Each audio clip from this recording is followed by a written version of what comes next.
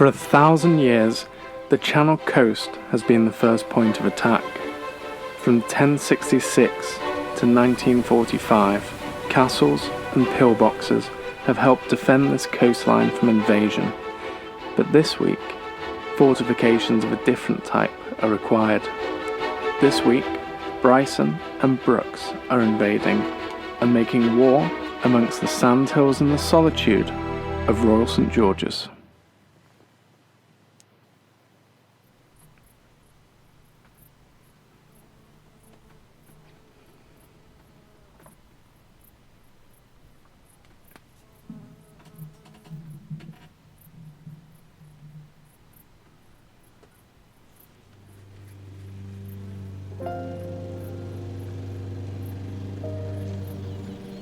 Nowadays, Kent is famous as the Garden of England, a seat of culture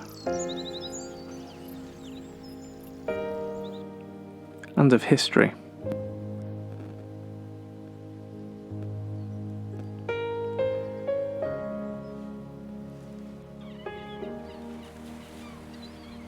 Seaside escapism and an altogether slower pace of life. But all along this coastline, they take their golf seriously. Down in West Sussex, Rye is the club that started Harry Colt on his life into golf course architecture, himself inspiring many others of that golden age. Royal Cinque Ports, or Deal as it's locally known, is a two-time host of the Open Championship. First in 1909 and again in 1920, before falling off the rota due to unfortunate circumstances. Abnormally high tides flooded the links in both 1938 and 1949, a seawall ultimately being constructed in the 1960s to prevent it happening again. Prince's is another former host club when, in 1932, Jean Sarrazin claimed the claret jug. But it is to Laidlaw Purvis that Royal St George's owes a debt of gratitude. The story goes that this Scottish surgeon was searching for Linksland for a course to rival St Andrews. In the medieval town of Sandwich, with field glasses in hand, he climbed the tower of St Cuthbert's Church to see if he could spot a lynx.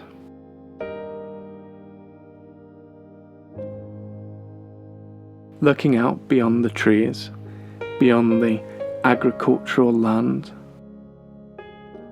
he spotted the dunes that would one day become his masterpiece on the edge of Pegwell Bay. And what dunes they are, towering on the front line and rippling on the back. It became the first English club to host the Open Championship in 1894 and received its royal title in 1902. Now, it is a bastion of civility and charm, foursomes golf and convivial lunches. Here are some of my favourite holes on the links. The first par 3 we come to is the third. No bunkers are required here, but then it is 240 yards long. Cut into the hill, this narrow tapering green requires a deft approach to find, especially when the pin is cut in that small back tier.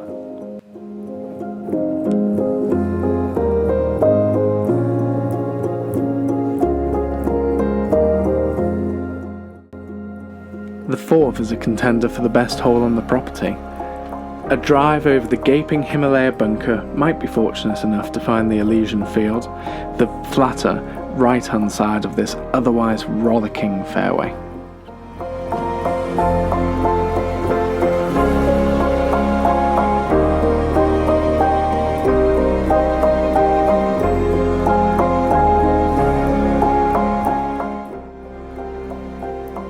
An approach from the left is almost always doomed to failure, Playing to this singular green complex from anywhere but the right is asking for trouble.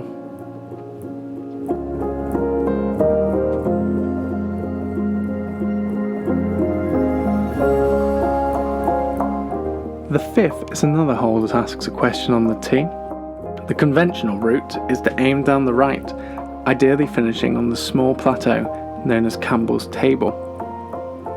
This will leave a long but clear route in.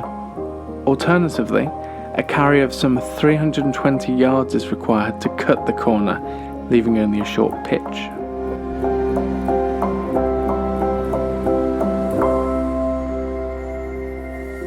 And now we reach the famous sixth.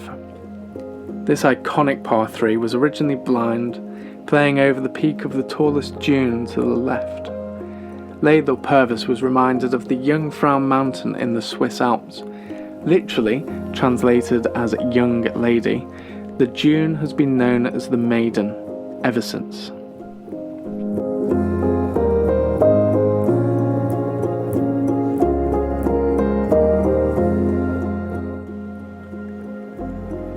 Seventh is the only par 5 on the front nine.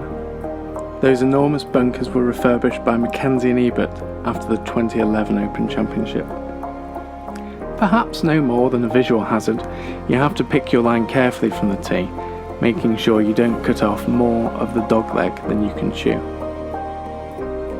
Another contender for my favourite hole on the course is the 12th. Only short, there are so many different ways to play the hole. The ridge that runs through the fairway is extreme, so don't expect an even lie for your approach.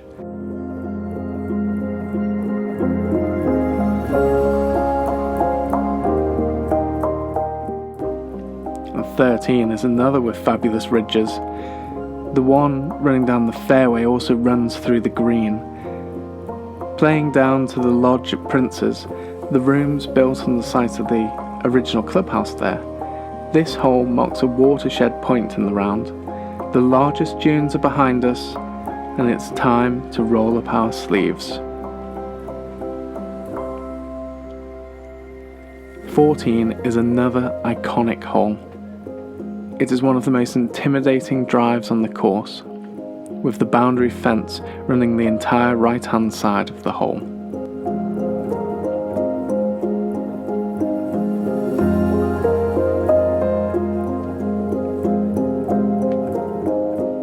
At 330 yards from the tee, Bryson might give some thought to the Suez Canal crossing the fairway. It was here, in 2011, that Dustin Johnson knocked his 2-iron out of bounds, going for the green and 2, taking the pressure off Darren Clarke, who finished 3 shots clear.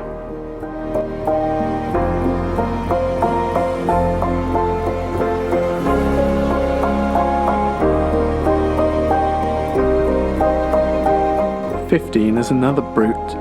Stroke 1 for the members. A well-bunkered drive is followed by a well-bunkered approach. 2 good shots are required to get safely home here.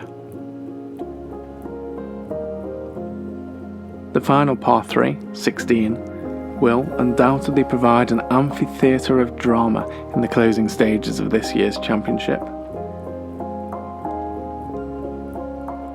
In 2003, Thomas Bjorn was 3 shots clear playing this hole, missing in the right-hand trap. He ended up taking a 5, going on to lose to Ben Curtis by a single shot. And 18 will be another cauldron. One of the toughest closing holes on the open rota, this is 450 yards of ball striking under pressure. The hollow to the left of the green is known as Duncan's Hollow, where George Duncan lost to Walter Hagen in the 1922 championship. It will be some 4 to close out the championship here on Sunday afternoon. Royal St George's is a grand links.